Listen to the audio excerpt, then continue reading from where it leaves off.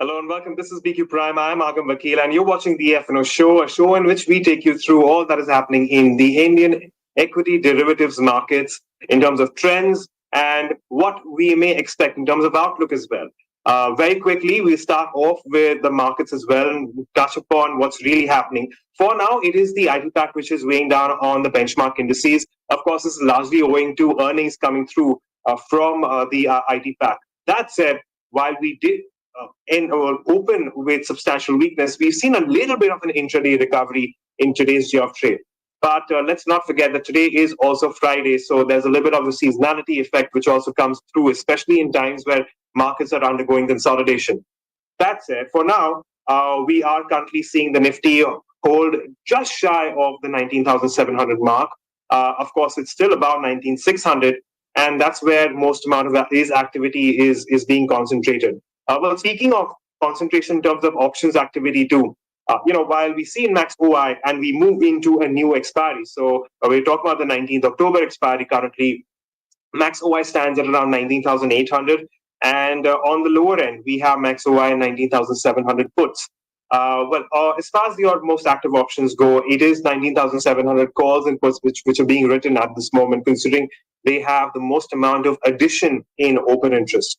Moving on to the Nifty too, Bank Nifty as well. It's more or less moving in tandem with the Nifty 50. So again, that's where we have, at least as far as the spot is concerned, a little over 44,200, though that seems a little weaker than the Nifty in today's day of trade on an intraday basis.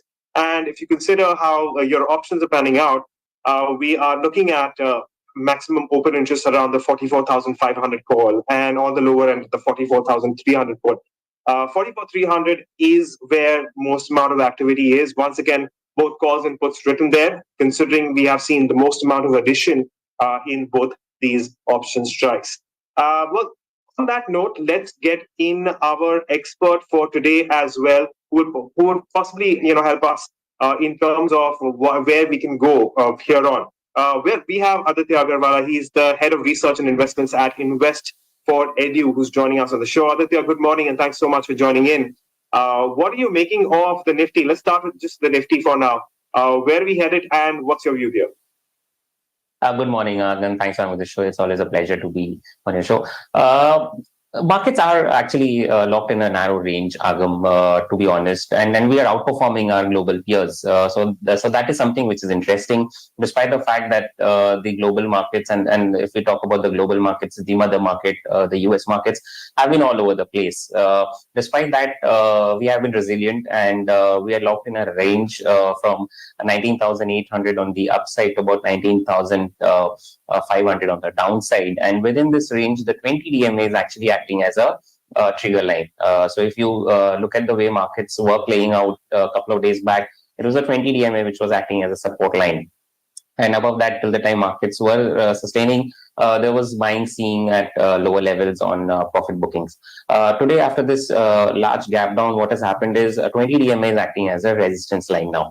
If you look after a huge gap down open, bulls did chip in, and then there was a short covering rally. But again, it fell short of the 20 DMA. 20 DMA is exactly where we made the high in trade today.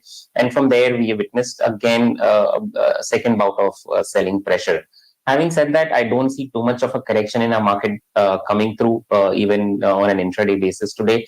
I believe 19,600 to about 650 is the key support area for the indices. These are spot levels I'm talking about at the moment. So watch out for 19,600. If these levels do hold on in trade today, there could be a case for a short covering rally in second half. And as you mentioned, it's a Friday. People won't want to take back positions. Maybe if it's a short position, they would want to cover the short positions. If it's long position, they would want to cover the long positions as well. Stay light is what the mantra is over the weekend. So I believe I don't see too much of a movement in the indices, especially Nifty today. Closer to about 19,650 is where you could see again fresh bouts of short covering rally. And on the upside, 19,750 to about 19,770 is where the resistance will be.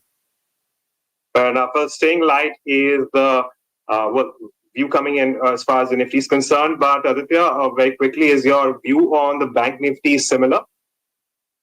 That is where the real pain is, Agam. If you take a look at the way Bank Nifty has been moving, it's actually underperforming. And the PSU lot, which was outperforming some time back, if you take a look at the major participants in the PSU basket, which is your SBI, hasn't really done much for itself. And along with that, if I add ICICI Access, they too are witnessing some bit of a profit booking.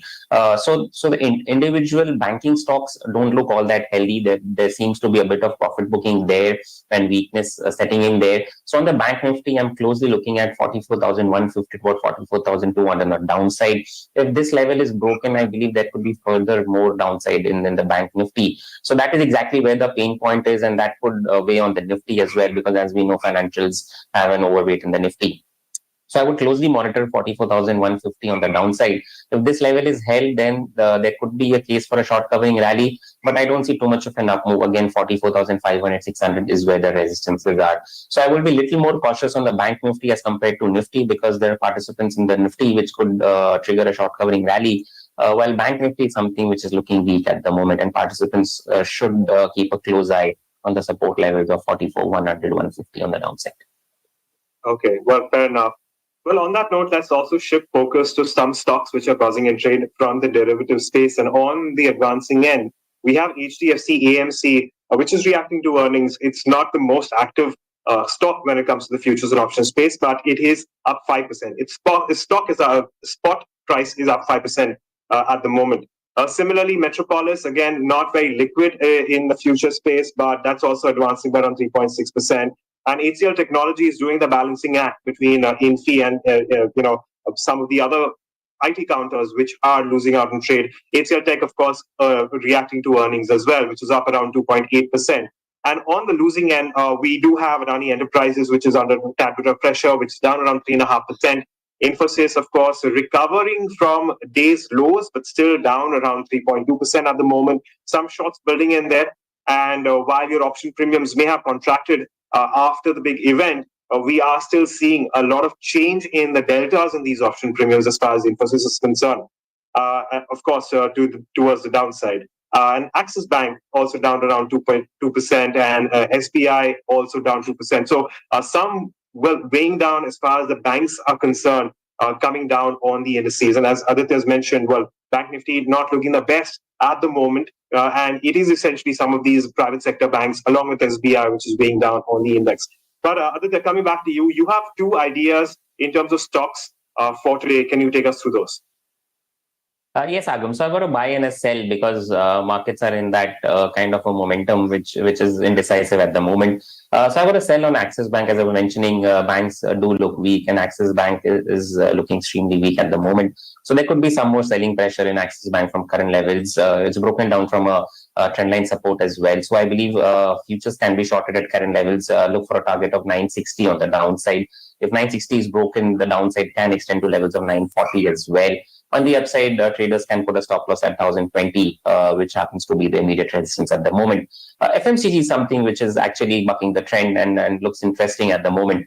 Within the FMCG pack, Nestle is something which is on the verge of making an all-time high, I guess. So at current levels, it looks interesting. Can be initiated fresh long positions here. It could be more of a positional trade, because it's a slow mover, Agam. I don't expect a large volatility coming in the stock. So Nestle's buy at current levels, look for a target of 24,500, 600 on the upside, with a stop loss at 22,500. Looks like a decent trade. Okay. Well, we watch out for those two counters as we move in. But for now, the markets are exactly where we left off about 10 minutes ago.